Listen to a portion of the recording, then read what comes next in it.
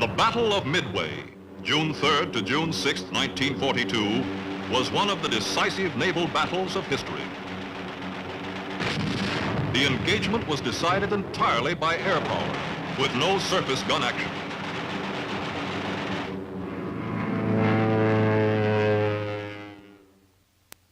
At Midway, the Japanese repeated the pattern of the Coral Sea 1 month before. They approached in widely separated groups, seeking to draw out the American forces, and included a secondary operation, the Aleutians. The Doolittle raid on Tokyo of April 18, 1942, strongly influenced Japanese plans. The Japanese High Command accelerated their advance into the Solomons and New Guinea. Further advances were planned to include New Caledonia, the Fiji Islands, and Samoa. These to be followed by the capture of the strategic island of Midway and the occupation of the Aleutians. Many of these objectives had been set forth in previous plans. But the Battle of the Coral Sea had checked the Japanese advance southward by sea. The advance to the eastward was then ordered by Imperial headquarters. Thus, the lines of American communication would be cut, the areas west of Pearl Harbor would be denied, the balance of naval power in the Pacific would be upset. The Japanese Commander-in-Chief Combined Fleet felt that as a result of Pearl Harbor, the American fleet was temporarily inferior. But the American industrial potential made a fleet action imperative on the part of Japan. The approaches to Japan must be strengthened. By departing from their established naval policy of holding their fleet in Japanese-controlled waters and threatening something the Americans prized, the Americans might then feel compelled to commit their weaker forces and thus be brought to a vulnerable position. Thus, he hoped to bring off a decisive battle near Midway. Preceding the Midway attack by 1 day, there was to be reconnaissance in force against Dutch Harbor, which was to be struck a paralyzing blow to cover the seizure of Edak, Kiska, and Attu. This move would act as a diversion to Midway. Kiska and Midway could be used as bases for barrier patrols to detect any surprise penetration toward the heart of the empire. The Japanese commander believed that there would not be any powerful American units with carriers near Midway. He believed that the Americans patrolled daily west and south of Midway at a radius of 500 miles, but were not as vigilant in the northern area.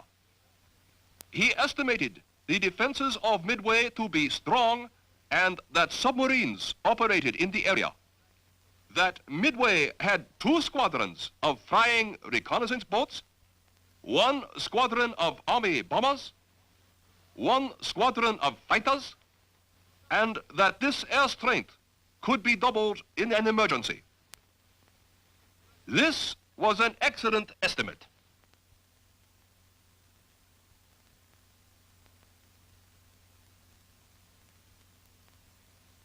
Here is the Japanese commander's estimate of the American surface units in the Hawaiian area. He estimated 2 to 3 carriers. Actually, there were 3. He also estimated 2 to 3 special carriers and 2 battleships, but there were none in the Hawaiian area. He estimated 4 to 5 heavy cruisers, when actually there were 7. 3 to 4 light cruisers, there was only 1, and 4 very light cruisers, of which none were present. His estimate of 30 destroyers was correct, but at the time of the battle, only 14 were in the Midway area. His estimate of 25 submarines was correct.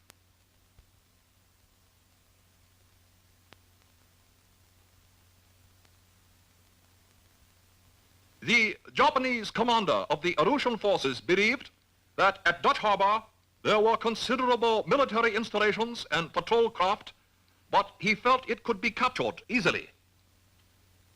He also believed that Kiska and Attu had military installations and patrol craft. He estimated that normally there were 20 patrol planes and 10 fighters at Dutch Harbor, that 2 squadrons of patrol planes were in Kodiak and 1 squadron at Sitka. This was a fair estimate, but his failure to learn of the newly constructed Army airfield at Fort Glenn on Umnak Island had an adverse effect on the conduct of his operations. All the Japanese fleets, including the naval air fleets, but excepting the China Seas Fleet, were under the command of the Commander-in-Chief Combined Fleet, Admiral Isoroku Yamamoto. For the Midway operation, the Combined Fleet was organized into 6 coordinate task forces: Mobile Force, Main Force, Midway Occupation Force, Northern Force, Base Air Force, and the Submarine Force. The strength of these task forces was as follows. The Mobile Force consisted of 4 first-line carriers: the Kaga, Akagi, Soryu, and Hiryu, carrying a total of 234 aircraft. These were screened by 2 battleships, the Haruna and Kirishima. These ships possessed high speed and light armor. 2 heavy cruisers, the Tone and the Chikuma. 1 light cruiser, the Nagara, and 12 destroyers. The force was self-supporting and accompanied by its own surprise ships. This powerful offensive weapon was designed to meet any American threat. But in spite of the lesson of the Coral Sea, the Japanese did not feel the need of more ships for anti-aircraft fire. The main force was composed of 1 aircraft carrier, the Zuiho, 7 battleships, the Nagato, the Mutsu, the Ise, the 65,000-ton Yamato, the Hyuga, the Fuso, and the Yamashiro. 3 light cruisers, the Kitagami, the Oi, and the Sendai. 15 destroyers, and 4 supply ships. This powerful surface force should have been able to defeat the Americans if it had moved against them. The Midway Occupation Force consisted of 5 groups. The 2nd Fleet Group, 2 battleships, the Kongo and the Hiei. 4 heavy cruisers, the Atago, Chokai, Haguro, and Miyoko. 1 light cruiser, the Yuri, 7 destroyers, and 3 supply ships. The transport group totaled 13 transports and supply ships, and a close screen with the light cruiser Jinsu, 11 destroyers, and 3 patrol boats. The close support group, 4 heavy cruisers, the Kumano, Suzuya, Mogami, and Mikuma, screened by 4 destroyers. The seaplane tender group and the minesweeper group. The northern force, designed to capture certain Aleutian islands, was composed of 3 groups. The 2nd Mobile Task Group, the carrier Ryujo and the carrier Junyo. 2 heavy cruisers, the Takao and the Maya. 3 destroyers and an oiler.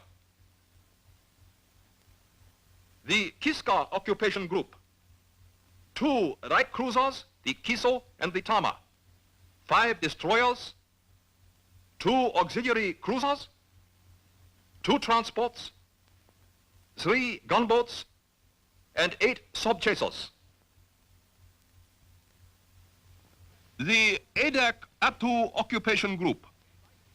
A light cruiser, the Abukuma, 5 destroyers, a transport, a mine rayer, and 1 auxiliary seaplane carrier. The Japanese forces proceeded toward their destination more or less independently. The Mobile force left Hiroshima Bay May 26. At a point 450 miles southeast of Tokyo, it rendezvoused with its supply units.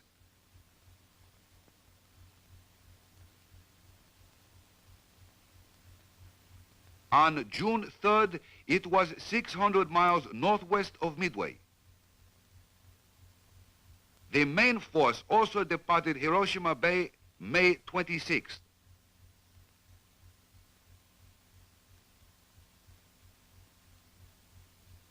On June 3rd, the main force divided into 2 groups. The main group and the Aleutian support group, which headed toward the Aleutians. The Midway occupation force left Japanese waters in widely separated groups. The mine sweeper group departed Saipan May 25th for Midway via Wake Island.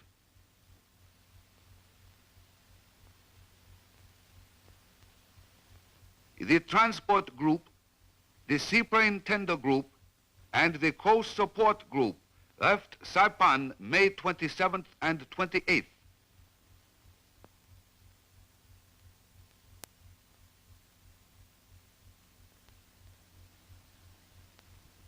The Second Fleet Group left Japan May 28th.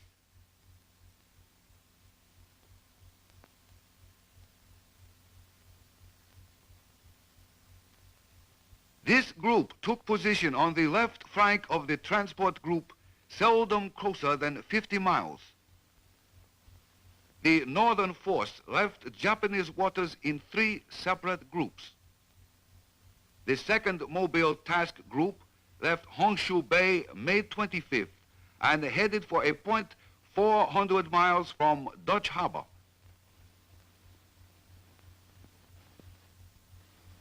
The Kiska occupation group left Honshu Bay on May 27th for Paramushiroto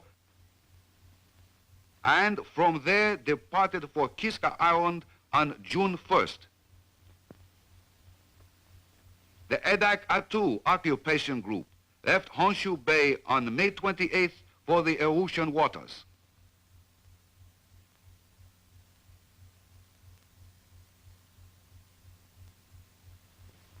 These were the positions of the Japanese forces at 0900 June 3rd. These were the American forces in that area at that time. Throughout this film, the movements of the Japanese forces will be shown in black, the American forces in white. The broad Japanese plan for the Midway operation appears sound, but the wide deployment of the principal forces does not appear sound. The main force could not support the mobile or the occupation force unless they retired upon the main force, which was 600 miles to the westward of the mobile force and an equal distance to the northwestward of the occupation force. The deployment of the northern force was well planned. The raid on Dutch Harbor did succeed in furnishing a diversion from Midway.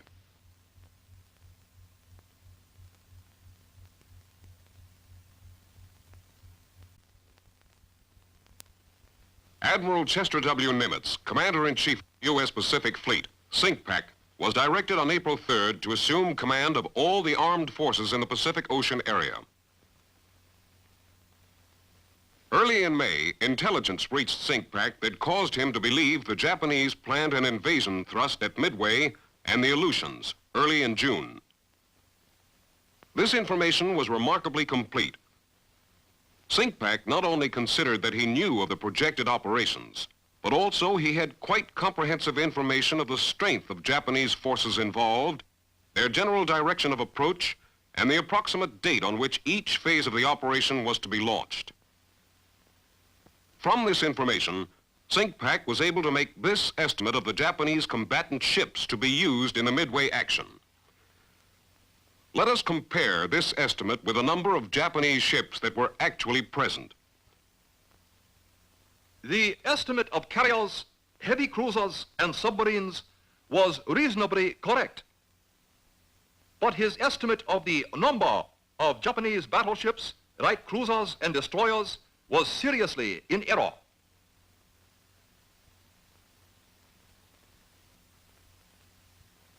Commanding Officer Naval Air Station, Midway, expected that the Japanese carriers would not launch their planes at a greater distance than 200 miles. A search to 700 miles, the limiting radius of a PBY under bomb load, seemed adequate to meet this condition. He placed in operation a 22-plane search with PBYs. These searches were augmented by an 800-mile search from Oahu and a 700-mile search from Johnston Island to cover probable approaches to Pearl Harbor. Commanding Officer Naval Air Station, Midway, also knew that ordinarily an area of reduced visibility could be expected about 300 to 400 miles to the northwest of Midway. He felt that the Japanese commander, after leaving bad weather, would wait for dawn to fix his position before launching planes. Since dawn was about 04:15, the Japanese might be expected to strike Midway at 0600. The Japanese actually struck at 0630, June 4th. SINCPAC's commander in Aleutian waters had received intelligence on May 28th that the Japanese had one task group earmarked for the capture of Kiska and another for Attu. But he feared that this information was a deception to draw the American naval forces westward so the Japanese could move in behind them. He estimated that the most probable area of a Japanese landing would be the Umnak Dutch Harbor Cold Bay area, and decided to defend this area. His freedom of action was apparently seriously affected, as he was forced to rely upon land-based aircraft for the essential protection of his ships. The number of his airplanes was limited. Also, there were no airfields west of Fort Glenn. In addition, the distances between his naval surface forces and the bases from which his supporting aircraft operated, plus the almost total lack of darkness in a military sense, which darkness affected his ability to move without detection, all complicated his problem. His overall plan for the defense of Alaska appears sound, but his means available were not adequate. The sending of surface forces to the Aleutians was a difficult decision. SINCPAC believed Midway was the primary objective, and here he should maintain strength. But the Aleutians were the gateway to Alaska. If seized, American morale would suffer. Corregidor had fallen only 3 weeks before.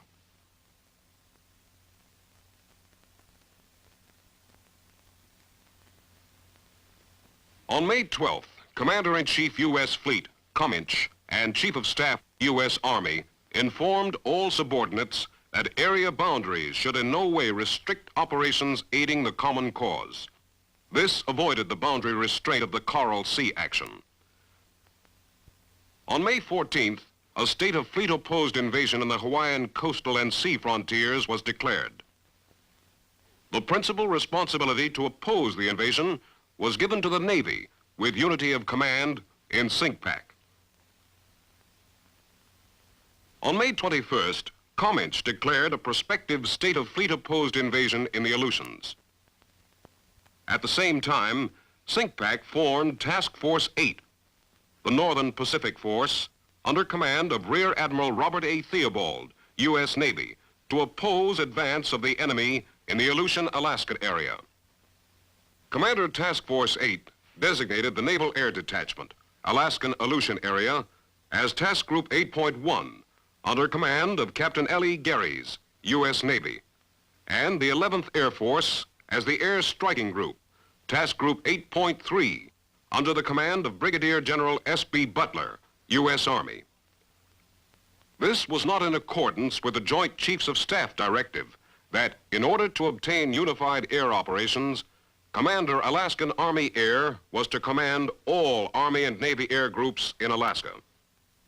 By this division of command, unity of command of all air forces in Alaska ceased to exist. Task Force 1, composed of the old battleships, was located at San Francisco. It took no active part in the battle.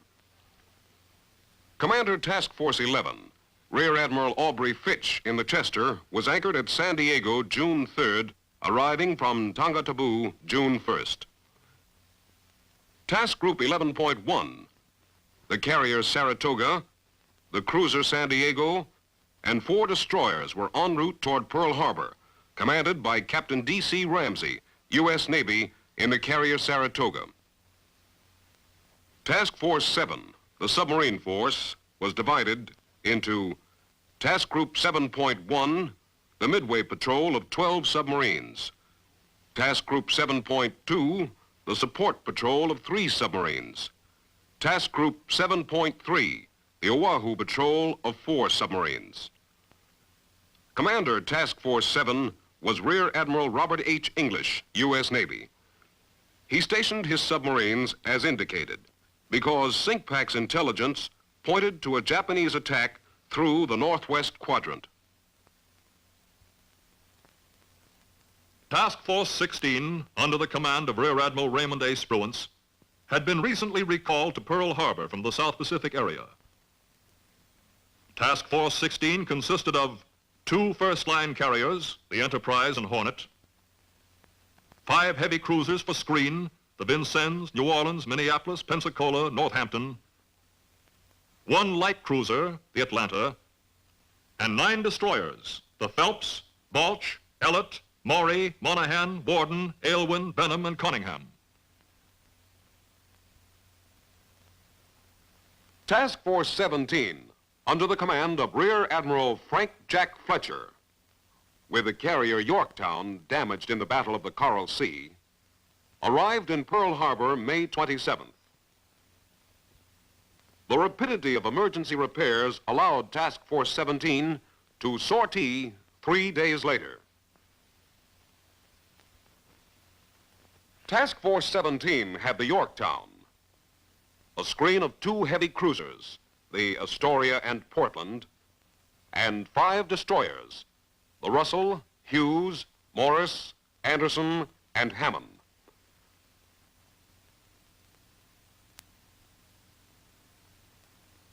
Task Force 16 sortied from Pearl Harbor May 28th. Task Force 17 sortied May 30th. Task Force 17 rendezvoused with Task Force 16 June 2nd. On June 3rd, they were 320 miles from Midway. The 2 task forces operated independently. It was then believed that a 1-carrier task group could maneuver better under air attack and avoid collisions. This striking force, Task Force 16 and Task Force 17, was the main opposition to the seizure of Midway. Its air groups were well trained, although the Hornet crew lacked combat experience in the Pacific. SINCPAC placed this striking force where he could either outflank the expected Japanese forces or transfer it to the Aleutians. Cominch directed SINCPAC to oppose the Japanese forces by attrition tactics only and not to unduly risk cruisers and carriers. In compliance, SINCPAC directed his striking force commanders to be governed by the principle of calculated risk, the avoidance of exposure to attack by superior forces without good prospect of inflicting greater damage to the enemy.